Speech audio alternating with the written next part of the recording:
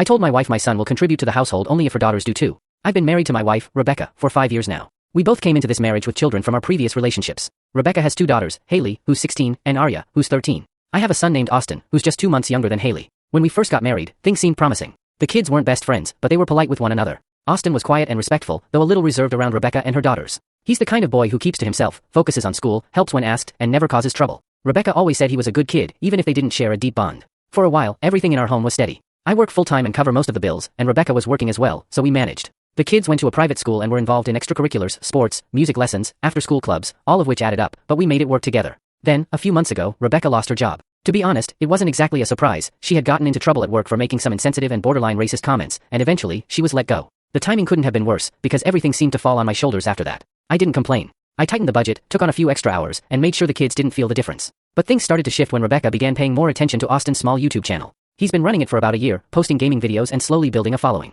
It's not a massive channel, but it brings in some income, not life-changing money, but enough to make him proud of himself. I've always told him that what he earns is his. I want him to learn financial responsibility, to save for the future, and to enjoy the results of his hard work. One evening, Rebecca brought up Austin's channel at dinner. She said something like, you know, Austin's making good money now. Maybe he should start helping out a little, contribute to the bills or pay some rent.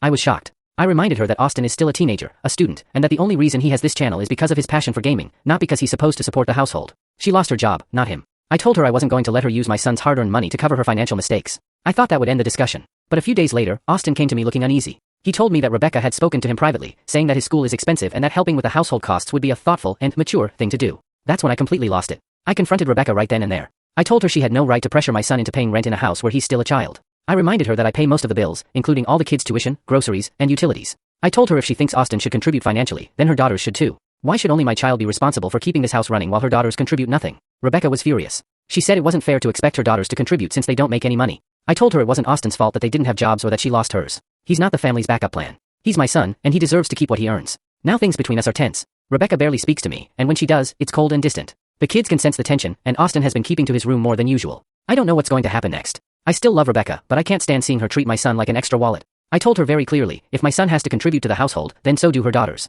Fair is fair. But right now, I'm starting to wonder if this marriage can even survive that kind of double standard.